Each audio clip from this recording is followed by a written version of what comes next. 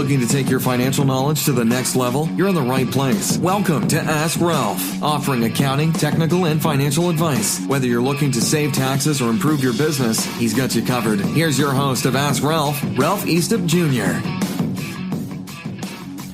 Hello and welcome back to the Ask Ralph Show. We've developed and moved into this series on credit. In the first session, we talked about the 5 C's of credit. Now, today we're going to jump into how to qualify for credit. And this is really the starting point. You know, everyone has big dreams. You know, they may be looking to buy a new car or maybe to buy a home someday. Whatever those goals are, the key to that is you've got to establish a relationship with a lender, which is what we call credit. And the reason you need this is you need to be aware of what are they going to need for you to qualify for this line of credit or this loan or a car loan, auto loan. And it all starts with the application. And this is where I say to people, be prepared to fill out an application. There is some vital information you're going to need. So if you're going to look for a car, plan ahead. Be aware of what they're going to look for. You know, once you've decided on a car, the next thing that car salesman is going to say to you, he or she is going to say to you is, okay, how much were you looking to spend on a car?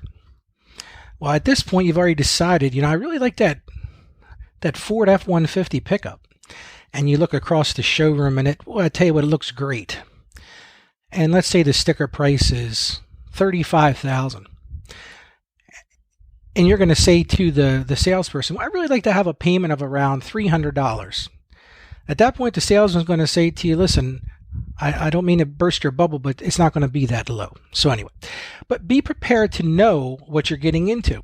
When you get into the application process, they're going to need some vital information, such as your social security number. You got to know what that is.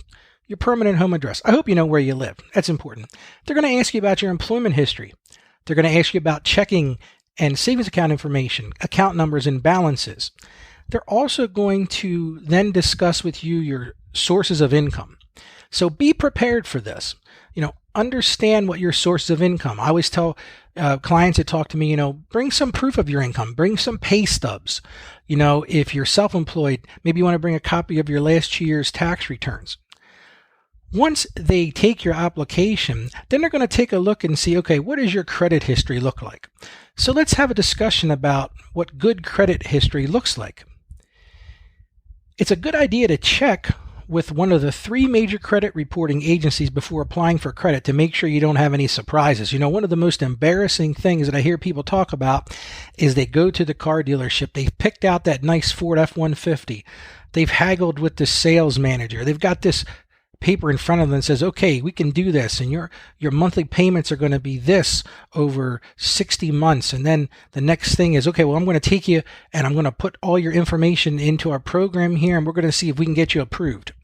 And then all of a sudden you find out, oh my, I didn't know I had that situation on my credit report. And by that time, it's really hard to fix it. So if you're thinking about buying something, then, you know, 3 or 4 months ahead of time, pull your credit report and take a look at it. It's something you should be doing anyway.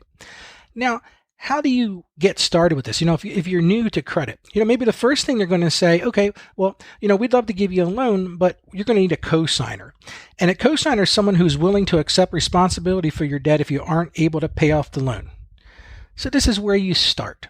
And maybe that's where you have to do it. You know, maybe you're going to ask your mother or your father, hey, listen, I want to buy this truck. I know I just started in my job, but you know, I've got my college education, or I've got my trade education. I'm going to make good money, but I just need a co-signer.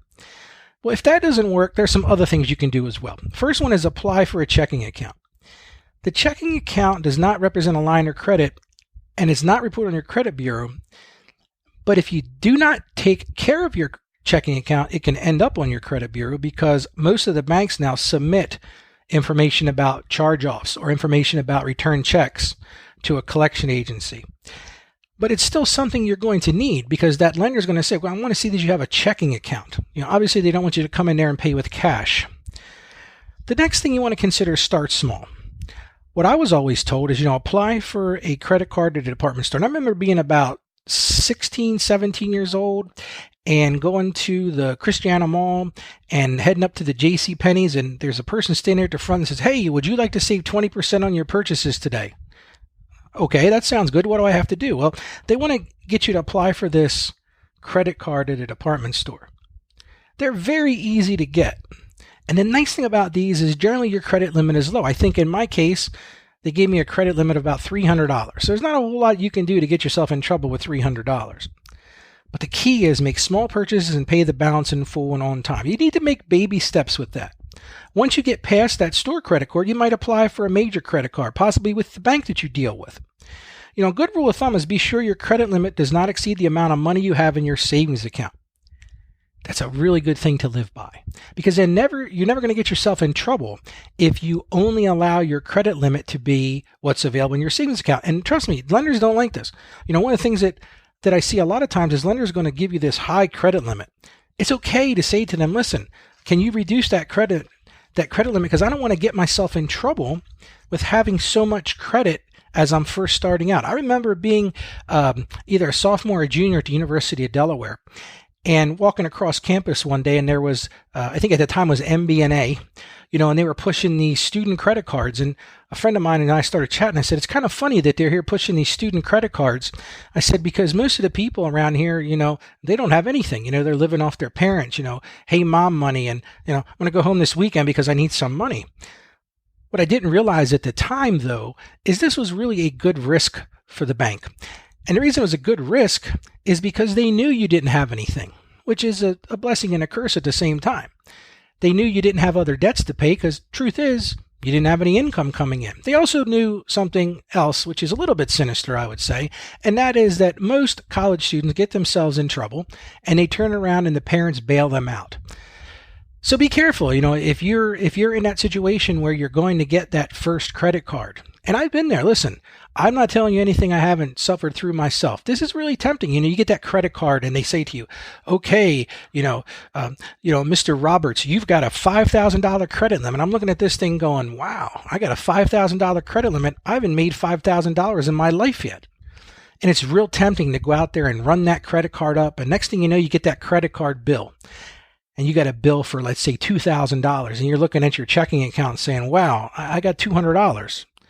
And then what happens is you fall into that trap of paying a monthly minimum payment.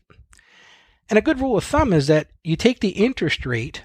So for example, let's say we're going to use that, MBNA doesn't exist anymore. Let's just use MBNA since we don't want to, besmirch anybody that's still around. You take that MBNA credit card and let's say it's a 24% interest rate.